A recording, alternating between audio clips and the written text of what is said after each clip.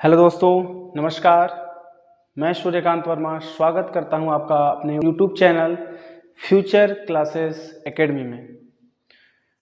आज हम आ चुके हैं क्लास 12th का फिजिक्स लेकर के, जो कि हम लोग पढ़ रहे थे चैप्टर 1 वैद्युत आवेश एवं वैद्युत क्षेत्र, electric charge and electric field.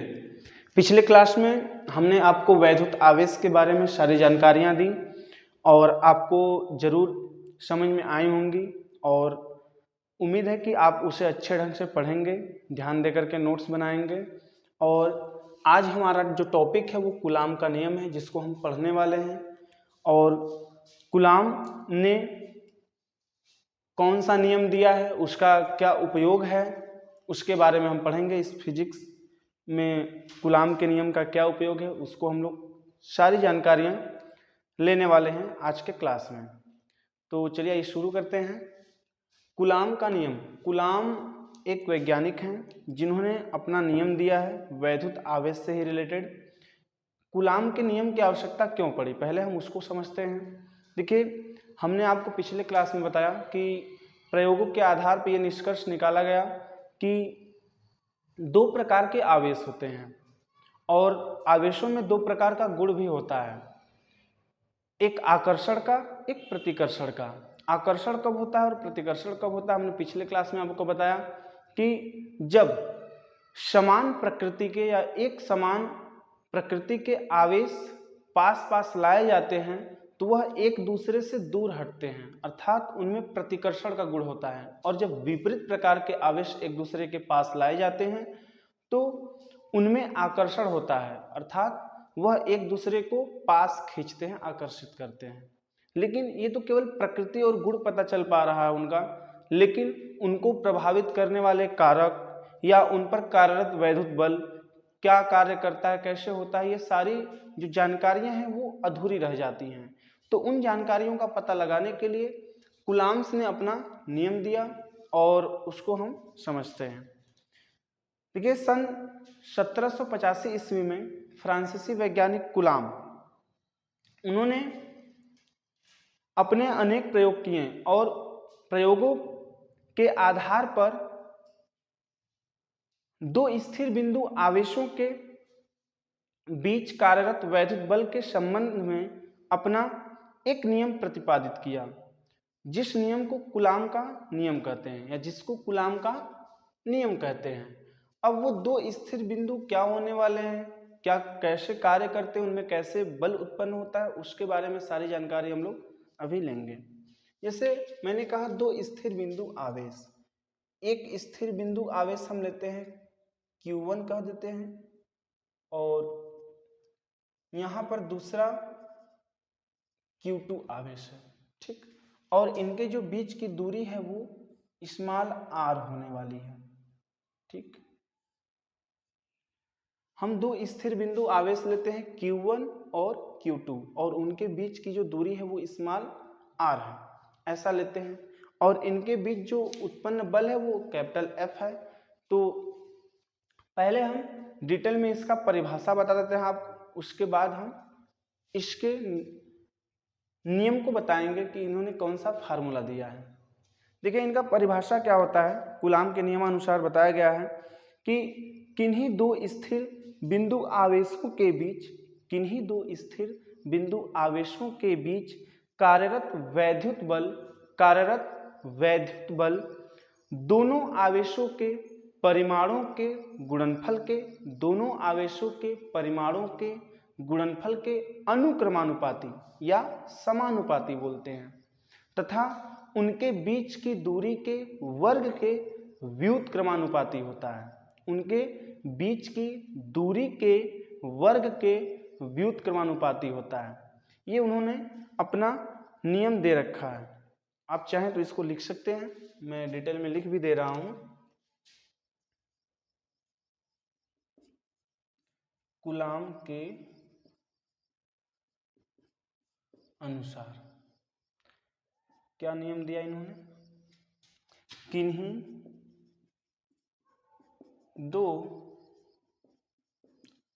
स्थिर बिंदु आवेशों के बीच उत्पन्न बल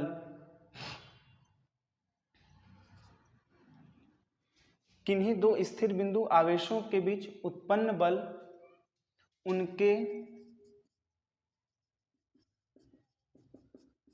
आवेशों के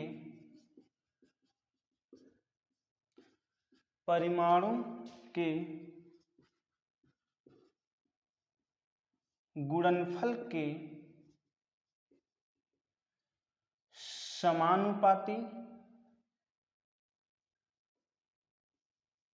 समानुपाती या इसी को बोलते हैं अनुक्रमानुपाती भी बोलते हैं, तथा उनके बीच की दूरी के वर्ग के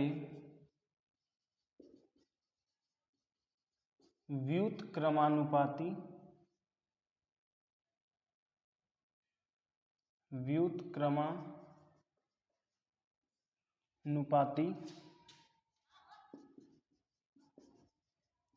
होती है। ये इनका नियम है।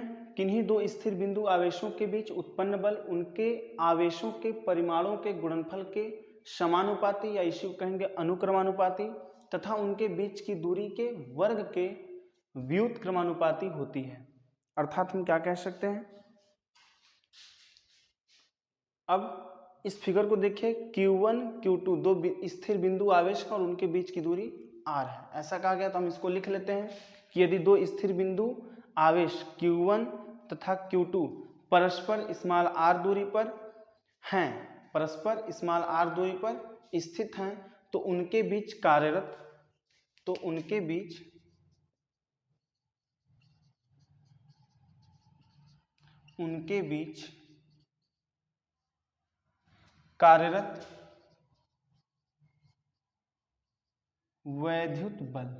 वैद्युत बल को हम दिखाते हैं कैपिटल F से। यहां पर भी बल है तो क्या दिखाएंगे, F proportional to Q1 into Q2, ठीक है, Q1 इंटू Q2 दिखाएंगे। और फिर बोला है, दूसरा बोला है कि जो F है वह व्युत्क्रमानुपाती है किसके, उनके बीच की दूरी के वर्ग के, उनके बीच की जो दूरी r है और इसका वर्ग के क्या है, व्युत्क्रमानुपाती है। तो हम ये लिख सकते हैं, जब समानुपाती कहेगा तो हम F proportional to Q1 Q2 लिख सकते हैं, और जब व्युत्क्रमानुपाती कहेगा तो हम F प्रोपोर्शनल टू 1/r² लिख सकते हैं। अर्थात इनको और कैसे लिख सकते हैं, हम एक साथ अगर हम लिखना चाहें तो F proportional to Q1 into Q2/r² भी लिख सकते हैं, या F इक्वल टू, अब ये प्रोपोर्शनल टू का चिन्ह हम हटाते हैं और इक्वल टू लगाते हैं, तो हमारा आगे आ जाता है एक नियतांक। कौन सा नियतांक आता है, 1/4πε0 के Q1 इंटू Q2/r²। ये हमारा यहाँ पर बन जाता है। लेकिन इसके बाद अब जैसे हमने कहा 1/4πε0 यह एक नियतांक है, कांस्टेंट वैल्यू, इसका कुछ न कुछ मान होता है, अभी मैं उससे बताऊंगा। और उसके साथ इनटू में k है। k क्या है, ये सारा क्रियाकलाप जिस माध्यम में होता है, माध्यम आप जानते हैं, जैसे वायु हो गया, जल हो गया, कोई भी प्रकार का परावैद्युतांक हो गया, तो उसको डिनोट किया जाता है, इससे उसको दर्शाया जाता है k से। तो इसका कोई ना कोई वैल्यू, जैसे अगर वायु या निर्वात है तो k का वैल्यू क्या होता है, 1 होता है, k का मान 1 होता है। तो अब हम यहाँ पे डिटेल में कह सकते हैं, क्या कहेंगे कि यदि माध्यम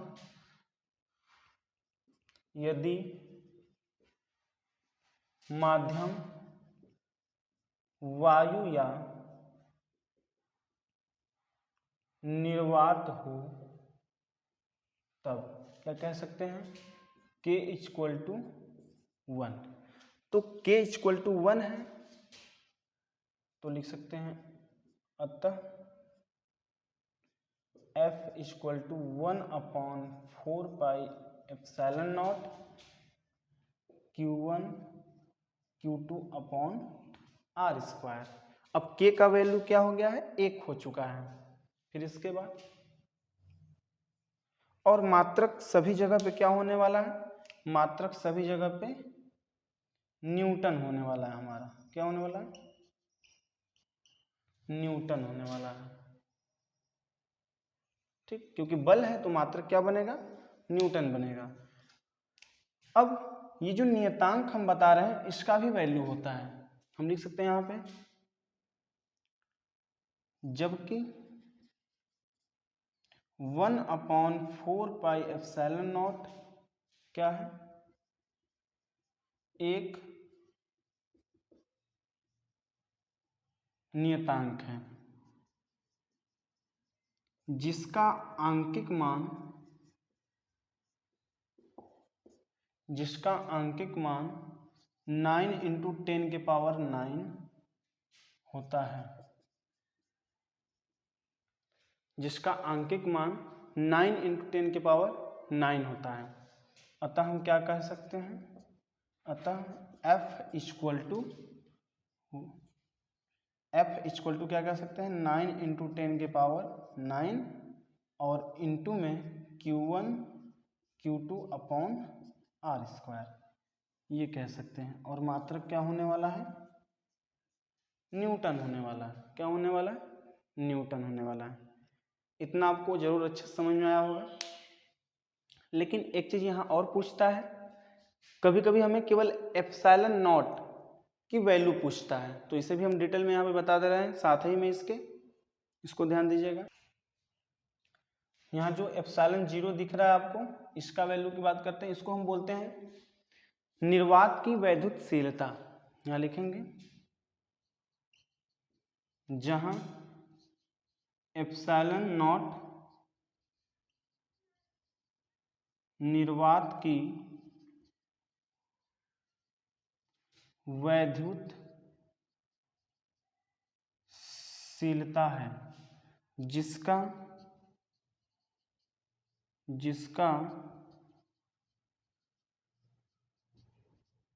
आंकिक मान क्या होता है, 8.855 × 10⁻⁻12 और मात्रक इनका क्या हो जाएगा, कूलाम स्क्वायर प्रति newton into metre square. Coulomb square प्रति न्यूटन इंटू मीटर स्क्वायर रहता है इनका। ये वैल्यू फिक्स है ε0 का। ठीक है, और जब यफ रहे, यफ हमसे पूछे तो हमारा मात्रक हमेशा न्यूटन होगा। और जब ε0 की वैल्यू पूछेगा तो मान इतना होता है और इसका मात्रक कूलाम स्क्वायर प्रति न्यूटन इंटू मीटर स्क्वायर होता है। ठीक है, ये रहा कूलाम के नियम का निगमन पूरा। एक बार हम फिर से रिवीजन कराते हैं आपको फटाफट।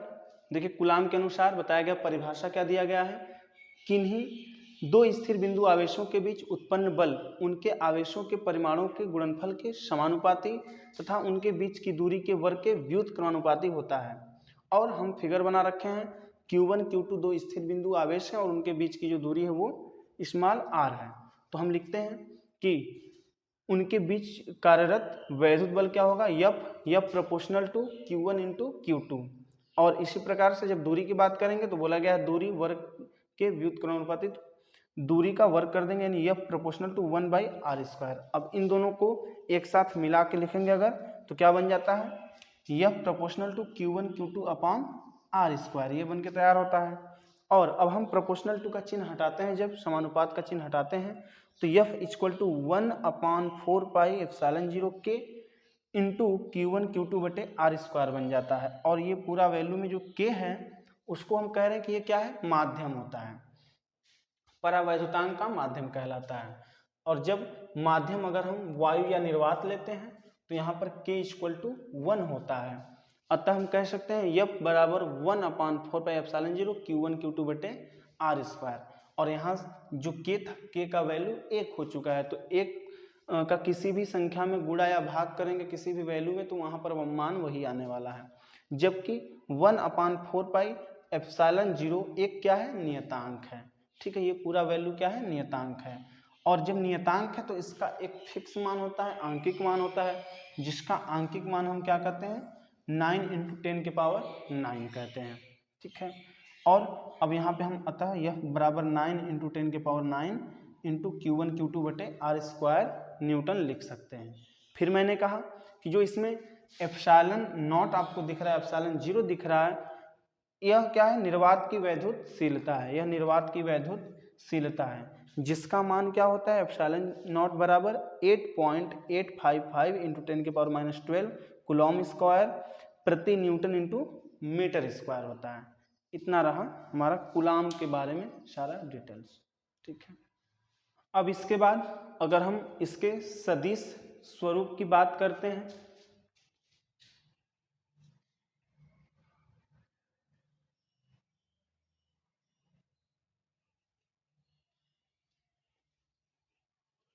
अगर हम सदिश स्वरूप की बात करते हैं, लिख सकते हैं कूलॉम के सदिश स्वरूप से हमें निम्न जानकारियां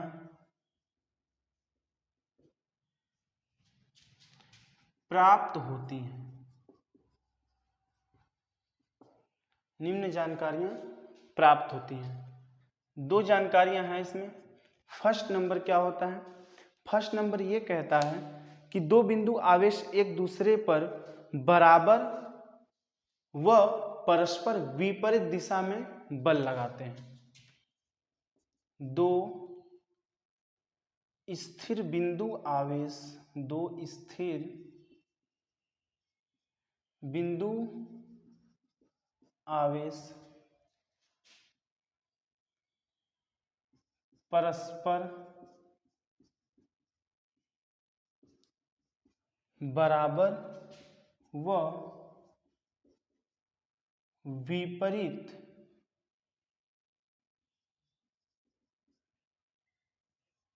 दिशा में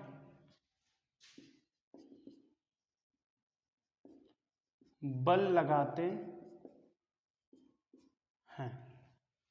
दो स्थिर बिंदु आवेश परस्पर बराबर व विपरीत दिशा में बल लगाते हैं, यानी हम इनको कह सकते हैं अर्थात F12 इक्वल टू F21। 12 का मतलब ये हुआ कि पहला वाला बिंदु दूसरे बिंदु पर बल लगा रहा है और इधर दूसरा वाला बिंदु पहले बिंदु पर बल लगा रहा है। लेकिन ये बताया गया है कि बराबर तो लगाते हैं लेकिन विपरीत दिशा में लगाते हैं। ठीक है, तो विपरीत दिशा के लिए हम सेकेंड वाले को माइनस दिखा देंगे, ऋणात्मक दिखा देंगे, जिससे ये पता चलता है कि इसकी जो दिशा है वो क्या है, एक दूसरे के विपरीत है। ठीक है, और दूसरा सेकेंड जो होता है वो क्या कहता है, दूसरा कहता है दो स्थिर बिंदु आवेश, दो स्थिर बिंदु आवेश के बीच, आवेशों कर लीजिए, दो स्थिर बिंदु आवेशों के बीच कार्यरत वैद्युत बल एक क्या होता है, एक केंद्रीय बल होता है, केंद्रीय बल होता है। ये दो जानकारियां हमें मिलती हैं। कूलॉम के सदिश स्वरूप से हमें निम्न जानकारियों में ये दो जानकारियां जो है कि मिलती हैं। ठीक, और सदिश स्वरूप की बात है तो देखिए एक चीज हम भूल रहे हैं, यहाँ पे जो हमारा बल होता है वो सदिश राशि होता है, तो हमें वेक्टर लगाना नहीं भूलना है। ये जो तीर एरो लगाते हैं हम, इसको वेक्टर पढ़ते हैं। वेक्टर मीन्स होता है सदिश। क्या होता है, यहाँ पे जैसे सदिश हमने हिंदी में लिखा है, इसको हम क्या कहते हैं, वेक्टर कह सकते हैं। ठीक, वेक्टर कहते हैं इंग्लिश में। ठीक है, तो उम्मीद है कि आज का क्लास जो है कि आप अच्छे से प्रिपेयर करेंगे, तैयार करेंगे अपना। और आज के लिए बस इतना ही, फिर हम मिलते हैं अगले क्लास में नेक्स्ट टॉपिक लेकर के अपना। आप तक जरूर वीडियो पहुंचेगा। और आप अभी अगर चैनल्स में हमारे नए हों तो प्लीज़ सब्सक्राइब करें, लाइक करें और अधिक से अधिक शेयर करें, ताकि जितने भी क्लास 12th के बच्चे हैं उन तक हमारा वीडियो पहुंच सके और अपना जो फिजिक्स का सिलेबस है वो अच्छे ढंग से तैयार कर सकें, एक अच्छी शुरुआत कर सकें और अपनी तैयारी को बेस्ट कर सकें। तब तक के लिए नमस्कार, जय हिंद।